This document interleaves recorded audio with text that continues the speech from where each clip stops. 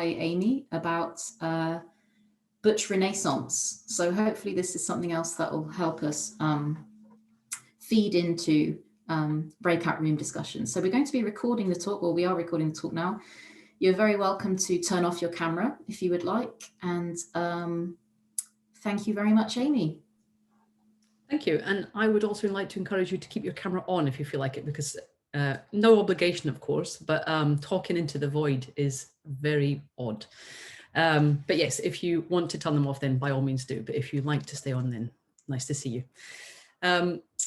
Good morning, everyone, and great to see you all here for what I think is going to be a really fascinating day. And I've very kindly been asked to begin our day with a short provocation to hopefully get some ideas churning. And I'm going to speak a little bit, as Ellie has said, on the topic of what I'm calling Butch Renaissance. And through this, I'm going to share a little bit of information with you on my current new research project, historicising Butch identity and lived experience from 1950 to the present.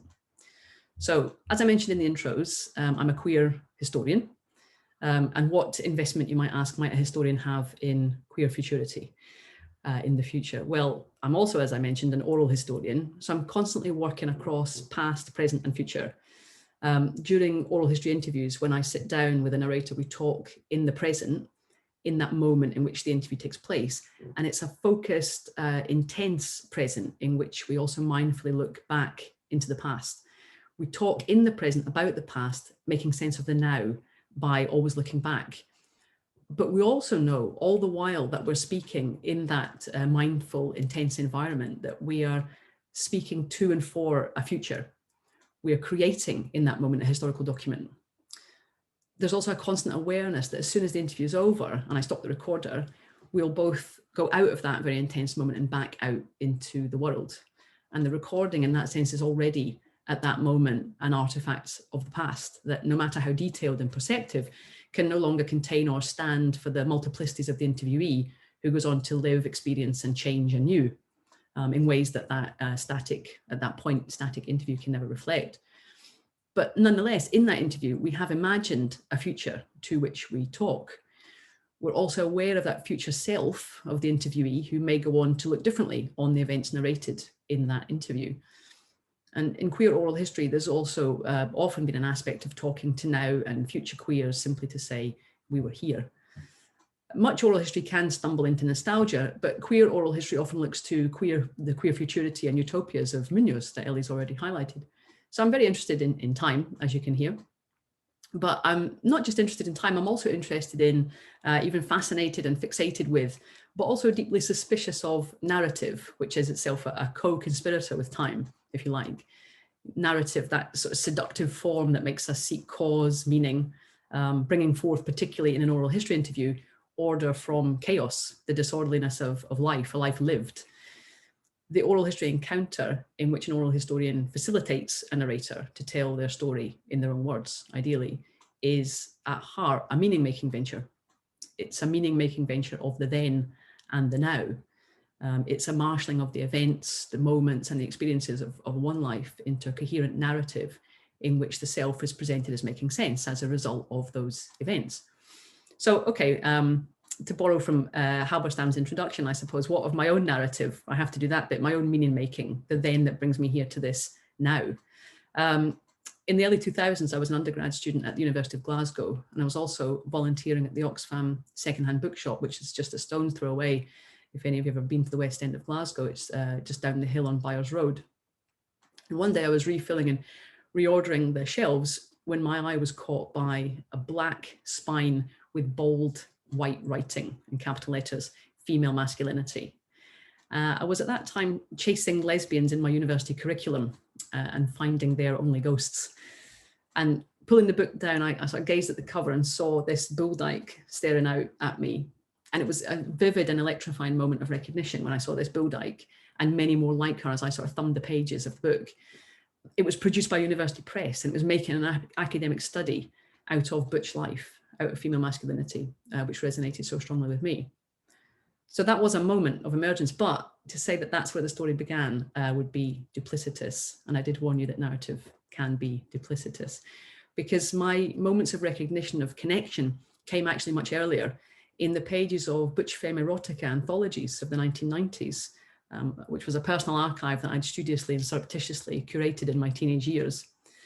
Like Halberstam, Elizabeth Freeman, and other queer scholars, my archive came then from Low theory, in the stories and vignettes of butch femme desire steeped in power play, gender play. And I became connected to a history there, a lineage, genealogy of gender and sexuality that had structured lesbian desire for much of the 20th century. My young and yearning heart at the time reached back across the decades, seeing resonance in those women to that world of sex and the self. And although I was unaware of the greater context and the intricacies of that genealogy at that time, those 90s collections of butch femme erotica, which was an outpouring of butch femme erotica in the 1990s, it was part of a cultural harking back already to the butch femme subcultures of the 1940s, 50s, and 60s. So my narrative then is one of time as dialogic, talking forward and also talking back to a heritage of butch. And my new research project on historicising butch aims to trace butch identity from its crystallisation in the 1950s to today, to a time now of what I'm calling, perhaps surprisingly to some people, Butch Renaissance. Because following a period in which butch and femme identities came under criticism, as many of you will know, from some branches of feminist activism and academia, butchness has, to my mind, once again found favour within contemporary queer subcultures who are engaged in gender disruption and subversion. As I'll say more about in a moment, all around me, I see evidence of a new and renewed interest in butch modes of expression, butch erotics, of butch as a way of being in the world, and as a way of gesturing forward to a queer futurity in which we can glimpse utopias of this gender disorder and subversion. And I'm also, through this work, deeply invested in what I'm calling butch joy. It's a reveling in butchness, a playfulness, and it's a swagger that's not born of defensiveness, but born of untrammeled embracing of a holistic female masculinity and masculine of-centre identities. And Sally Munn, a famous lesbian literary theorist and critic, has called butch, back in the 90s, in this groundswell in the 90s, called butch the recognisable public form of lesbianism, similarly identifiable within queer culture and to the outside heterocentric world. But despite this, academic and community definitions of butch have remained elusive. And I would suggest this speaks to both the universality and multiplicity of butch as a lesbian identity. Within the lesbian scene, the idea of the butch perhaps carries such immediate cultural resonance that definitions are considered unnecessary. On the other hand, to suggest one fixed definition of butch is clearly to ignore historical trajectories as well as individual subjectivities. So despite the fact that queer historians universally acknowledge the centrality of butchness and butch identity to modern lesbian subcultures, there's been surprisingly little in terms of sustained and detailed research into a deep and holistic sense of butchness. And so my new project, Historicising Butch, seeks to take this holistic approach to the examination and exploration of butch lived experience and identity, tracing the butch across the second half of the 20th century and into the present. In the process, investigating the ways in which butchness has been formed and expressed against the backdrop of the defining moments and movements of post-war queer history, from the nascent post-war bar scene, through the homophile and assimilationist movements of the 50s and early 60s, to the radical gay rights movements of the late 60s and 70s, then the feminist interventions of the 70s and 1980s, and then the disruptions and ruptures of queer theory in the 1990s and 2000s, and now into the present, where trans histories and trans rights pose new questions for us as academics and community members alike.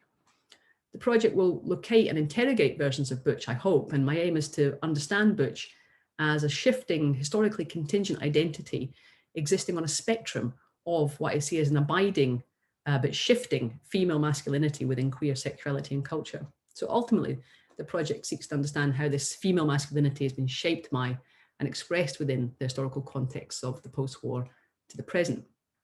Now, this is a timely intervention because beyond queer spaces, butch identity has also been mobilised and critiqued as part of the tense and volatile debates around trans identities and trans rights. Despite what I'm calling a butch renaissance, a clearly articulated and visible renewed interest in butch life and in genealogies of butch, anti-trans discourses bemoan the end of butch. Indeed, anti-trans discourse has weaponized the butch, made a battleground of the butch body, both lamenting its demise and dismemberment, while simultaneously sacrificing that same butch body on the altar of the public toilet, that sacred space of gender conformity. We're told of butch flight, the death of butch, as if one must make extinction of the other. And in this narrative, coexistence of butch and trans is an impossibility. they pose in this discourse, and inevitability of butch giving way to trans, if trans is left permitted to exist untrammeled. And ironically, that anti-trans logic is itself a mobilization of queer futurity, perhaps, though not to its proponents a utopian future. This logic is one of inevitable linearity, which in itself suggests butch was never fixed, always fragile, always a moment on the road to trans before trans. For anti-trans discourse, queer futurity is the collapse of butch into trans. Butchness was therefore never now, but always already dead, and always anticipating a future of actualization in trans. But despite this rather contorted logic, the evidence of now shows a very different scenario and gestures to a less linear, less deterministic, and more messy queer future. Butchness, as I've said, has once again found favour within contemporary queer subcultures. Social media groups such as Butch Fashion Club, Butch Coffee Club, alongside community organised zines and club nights such as Butch is Not a Dirty Word and Butch Please, are indicative of this groundswell of cultural interest. But not only that, butch here exists as part of a spectrum of masculine of centre identity and expression. In these spaces, in the mingling of pronouns, butches, boys and trans men talk masculinity and vulnerability in a cacophony of checked shirts and taper fades. It is butch joy in action.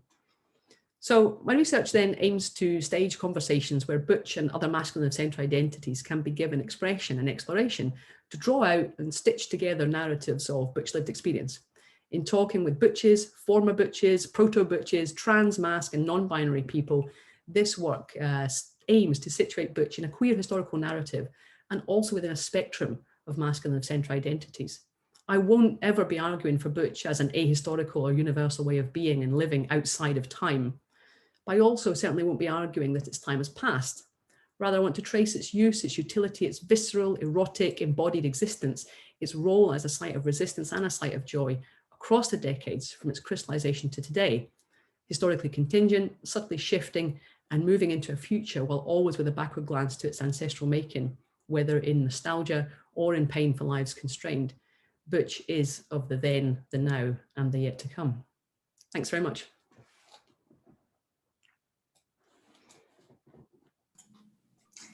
Excellent. Thank you so much, Amy.